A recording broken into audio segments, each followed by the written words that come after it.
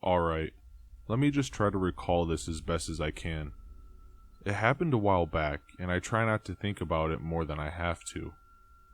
For starters, I used to work in a gas station.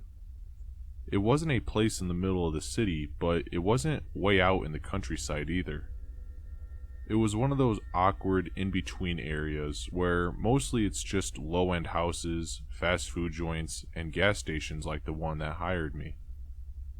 The station was on a 2-lane road that wasn't far from a major highway, and we got a lot of people stopping in for gas who were on their way to the beach for the weekend, or just passing through on their way to the cities around us. Typical of any gas station like the one I worked at, if I do say so myself. But you see, that was during normal hours. Once the sun went down, that was when the fun really started. That was when all the freaks showed up. Late at night, all the shadier customers would show their repulsive faces. Drunks would stumble through the doors and keep on going right for the back wall, where we kept all the alcohol.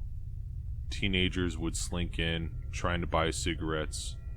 I'd ID all of them, and some of the cards they showed me looked fake, some didn't. To be honest with you, I didn't really care. If they wanted to wreck their health, it was their business. Potheads would wander in too and load up on chips and ice cream. Oh God, the ones who would buy ice cream were a funny bunch. More often than not, they'd ask for a spoon with their ice cream, and we only had the crappy plastic kind. I had one idiot stand there for 20 minutes trying to scoop the dessert into his mouth with one of those bendy spoons. One time, a guy shoplifted the store right in front of me around midnight. Then he walked outside, called the cops on himself, and just stood there in the parking area waiting for them to show up. I had followed him outside and asked him what his deal was. He looked at me and said that he just wanted a place to sleep for the night. I hadn't expected that, but I told him that if he wanted to sell the story, then he should keep running. That he did. He walked off the property and down the small road. I heard sirens not long after. But I suppose I should tell you about the big one. The fucker who made me quit that job. I have a tendency to ramble, and like I said, I try not to think too much about this guy. It was another graveyard shift, another night of my life spent behind a cheap wooden counter. I was pissing my life away, but I was doing it for some money, so it was all good. And I was better off than most of the people who walked through those doors anyway. It was 2:20 a.m. or so. I remember staring at the clock in boredom, watching the 2 dots of the display tick on and off as it counted the seconds. That was when I heard the bell over the door, and I looked up to gauge the person who had just stepped into my little world. He was only a little over 5 feet tall and looked like he could be 50 years old, easily. His skin was rough and saggy. His arms and legs were dotted all over with tiny white hairs, matched by equally white hair which hung down in long reams from his head. It was scraggly and matted together. You know how hair gets if you don't take a shower for like 2 days? This guy looked like he'd spent 2 weeks without the good graces of any shampoo. He slowly walked his way over to the counter, mechanically, like each step was a deliberate action. Finally, he made it over to me and he thumped his hands onto the counter for support. His hands were crisscrossed with varicose veins. They looked like cracks in broken glass. Lines of black grit ran underneath the edges of his fingernails. He finally opened his mouth to speak and gave me a good view of his slimy yellow teeth. Fucking disgusting. He asked in a croaky voice where our bathroom was, and I just pointed sternly toward the back corner of the room. There was a little hallway which held doors to the storage rooms and one small bathroom.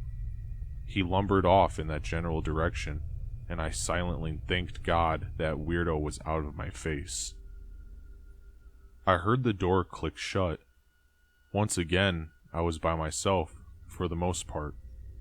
The station was silent for 5 minutes, then 10, 15, It started to get weird, how long this guy was taking in the bathroom. If this were a normal looking guy, I wouldn't have questioned it. But the man in there was anything but normal.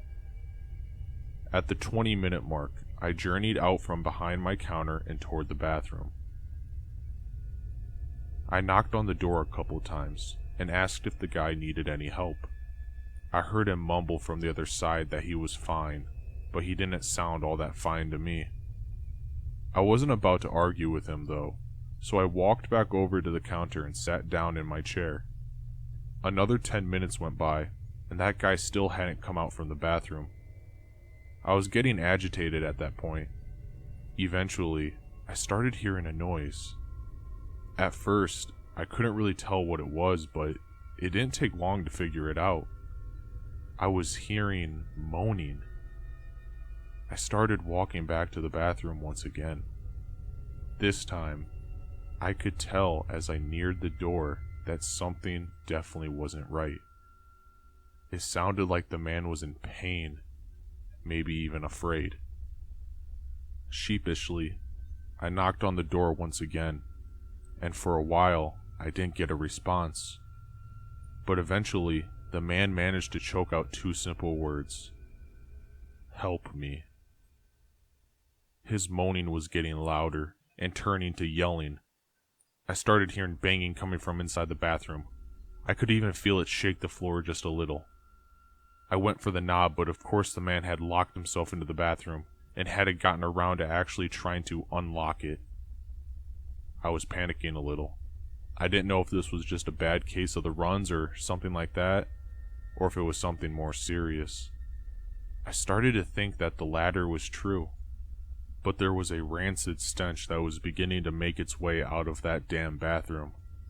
It could have just been some horrible diarrhea, I thought. I shuddered a little bit at that.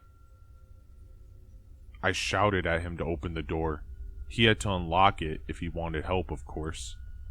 But he wasn't listening to me. He had started babbling some incoherent nonsense about how he had to keep the door locked because he was only safe in that room. They were coming for him, he said.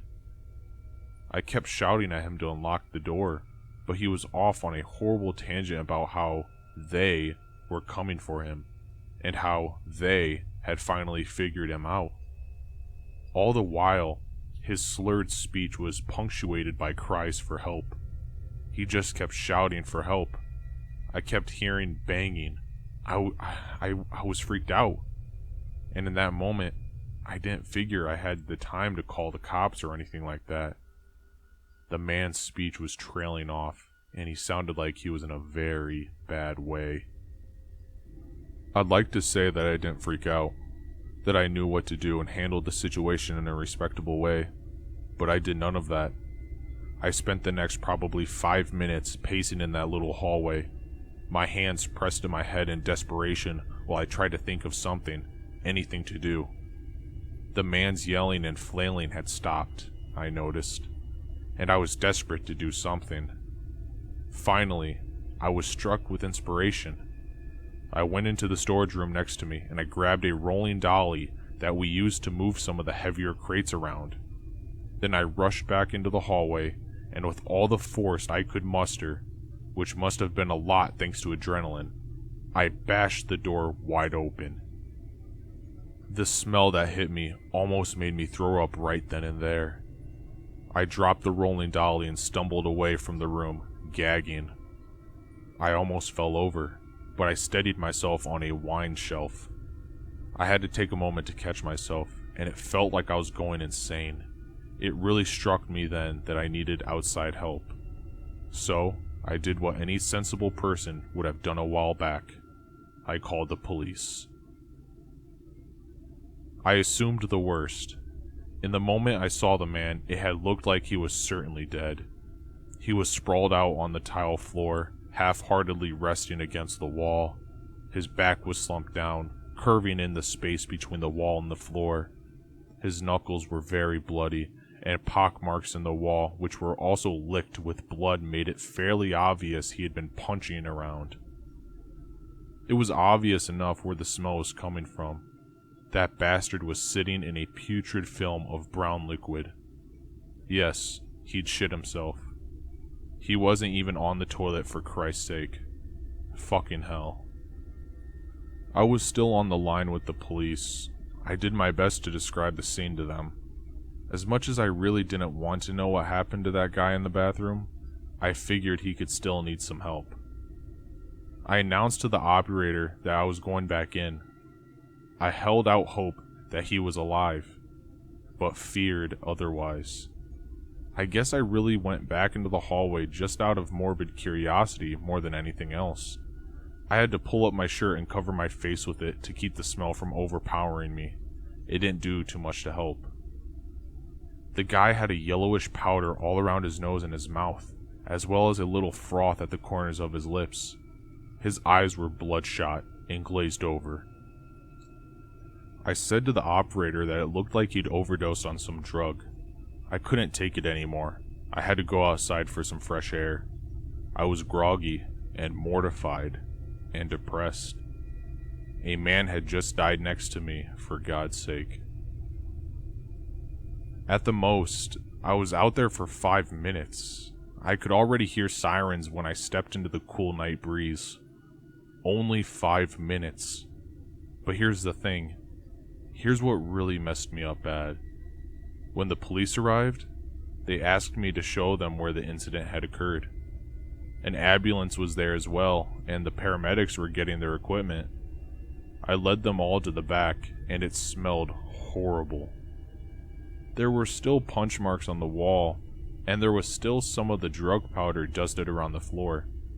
But the man who had been laying there was gone. He was just fucking gone.